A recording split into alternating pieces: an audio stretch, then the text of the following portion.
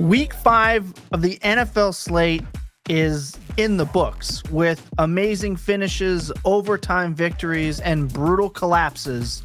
A lot of DFS lineups were in rough shape by the end of the weekend, but have no fear, the DFS Early Look is here as Jake Tribbey and myself give you the earliest look at the DFS slate that you can get. Let's lock in. This is DFS Early Look, Week 6.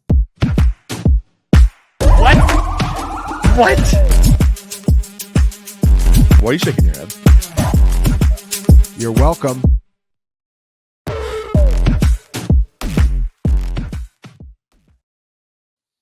Hello. I am your host here, Thomas Tipple at El Nostro Thomas. Joining me, as always, is Jake Tribbey at Jake Tribbey, one of the best DFS players out there today. This, as always, is the DFS Early Look. Our goal, to give you an early look at some of the best plays on the slate and get your brain focused on winning some big-time cash. Speaking of big-time cash, there is a big-time quarterback here with a value after having an insane 50-yard run to open the game this last week. Yeah, so Kyler Murray's playing Green Bay this week, and it sets up as a fantastic game environment. Kyler's price, very reasonable, just $6,800 on DraftKings. Even better on FanDuel at $7,800, where he's the QB9. Of course, he's had his fair share of duds this season, falling under 16 DraftKings points in 60% of his games so far. But for week 6, he gets the third best game environment on the slate, again with a 49.5 point total. Since 2022, Murray has averaged 24.3 DraftKings fantasy points per game in games with a total of 49 or higher. He scored over 38 DraftKings points in 15% of those games. The Green Bay defense has been incredibly vulnerable. They're a top eight schedule adjusted matchup for opposing quarterbacks through the air, and they've posted the 4th lowest pressure rate over expectation this season. Since 2022, Kyler Murray has seen a 35% boost to his fantasy points per dropback on non-pressured dropbacks. So this is a fantastic spot for a quarterback who has been highly volatile for fantasy purposes this season, which makes him an ideal tournament play this week. Yeah, and he's, of course, still stackable.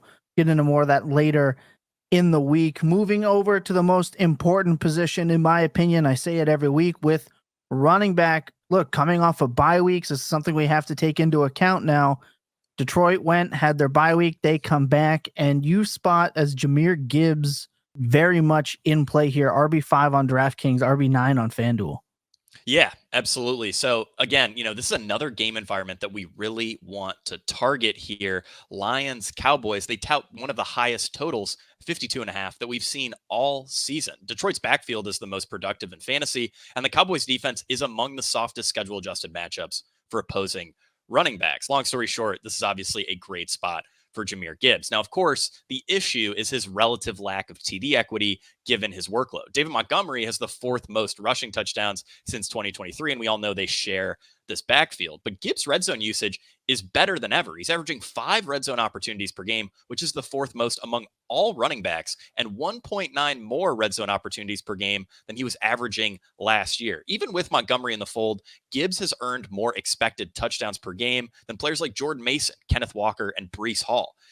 If the touchdown upside, matchup, and game environment are all there, then we know Gibbs is a great play for DFS tournaments. Yeah, explosive player, great environment, phenomenal offense. Being priced down this far feels kind of like cheating right now. Speaking of feeling like cheating, it's every running back playing the Carolina Panthers, and fantasy fans across every single play style have been disappointed so far in Bijan Robinson. However, RB9 on DraftKings, FanDuel RB4 for playing against the Carolina Panthers seems kind of like an early Christmas present.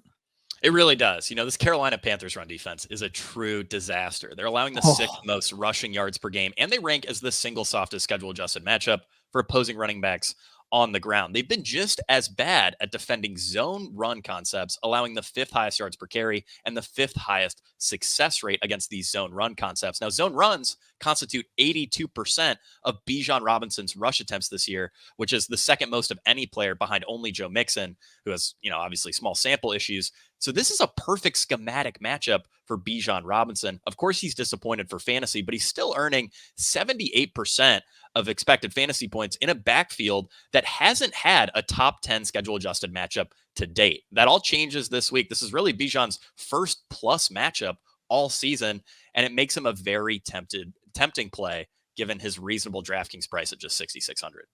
Yeah, we can fit elite running backs into our rosters a lot easier this week. It just feels like finally we get a little bit of reprieve from the depressing, low-scoring fantasy options we've had to kick the year off.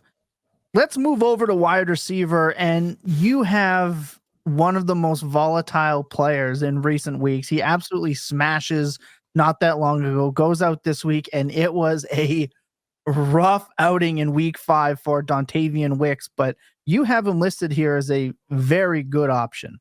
Yeah. So Wicks scored just 4 fantasy points on Sunday, but he's still tied for the team lead in target share and led the team in air yard share. Now, you shouldn't let his poor week 5 scare you off what is an outstanding profile. And I highlighted this last week. Wicks was about as effective at generating first downs last season as Keenan Allen and Ja'Marr Chase. He ranks top 15 in separation score this year after posting absurdly impressive separation numbers on some of the most important routes in football last year. And the matchup looks great. Arizona is allowing the 3rd most fantasy points per target and the single highest passer rating to opposing wide receivers lined up on the outside, which is where Wicks runs most of his routes. San Francisco just posted their highest pass rate over expectation since at least 2022 against Arizona in week 5, largely because this is among the most exploitable pass defenses in the NFL.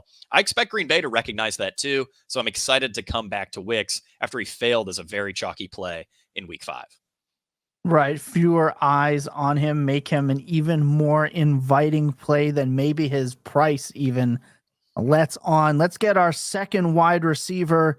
One of my favorite dynasty late round stashes is turning up as being an every week DFS smash with how he's being used in this seemingly pass heavy, high octane offense all of a sudden in Atlanta. Let's talk about Darnell Mooney. Yeah, sometimes players just see dramatically better usage than their price. And, we know from the history of playing DFS that it takes a while for price to catch up to elite usage, at least if it's a bit of a surprise. And Mooney this year is the wide receiver 15 by expected fantasy points per game. He's seeing dramatically better usage than his price on both DFS sites would imply. And he's been playing the best football of his career. His 1.94 yards per route run is a career high. And he's earning more targets on a per route basis than CD Lamb. The film has looked fantastic, and now Mooney gets a Carolina defense that has allowed the 2nd most fantasy points per game to outside wide receivers. It's a great matchup for one of the most underpriced players on the slate, and that makes Mooney an easy click. Yeah, having the ability to put Bijan and Mooney in your lineup and not have to pay the iron price or say a Drake London and still get a Kirk Cousins stack in there as well. Really, really big opportunity, and still very cheap to be able to go and fill your lineup with more elite options. Speaking about seemingly elite options almost out of nowhere, we've talked about tight end. We've mentioned Pitts forever from dating back to last year, and it never really seemed to pan out. This is the new favorite. This is the new DFS bee's knees tight end play that you seemingly need to have every week. I feel like he's going to be forever looked down on because he's just not one of the flashy names. This is the wide receiver 2 in Dallas right now. This is Jake Ferguson. He went out Sunday Night Football, had a phenomenal game once again. Let's talk Jake Ferguson. Yeah, so Ferguson, similar to Darnell Mooney or some of these other players that we've talked about, usage is just significantly better than the price. Now, of course, tight end has been a disaster, so I'm either looking at, paying up for an elite option or just paying down so that I can save that salary for another more important position. And Jake Ferguson, if I am going to pay up, definitely appears to be the best option. He's first among slate eligible tight ends and expected fantasy points per game, 2nd in targets per out run, and 2nd in first read targets, despite 1 fewer game than Brock Bowers. Over his last 11 games, he averages 7.8 targets per game and 13.9 fantasy points per game. Those numbers both rank first among slate eligible tight ends. this year. He's playing on the best game environment on the slate, like I already talked about with Jahmyr Gibbs in this Dallas-Detroit game. And while the matchup doesn't appear particularly favorable on paper, he's one of the most obvious values on the slate at the tight end position. Right. And the tight end position is so seemingly unpredictable on a week-to-week basis. When you have someone who's locked into a role, we just have to take it, especially on a high-end passing offense. If you want the full article of the DFS Early Look, be on the lookout at FantasyPoints.com. The link will be in this description as soon as the article is up and ready. For this week in Week 6 DFS Early Look, I'm Thomas Tipple. That's Jake Tribbey. We hope to see you at the top of the leaderboard.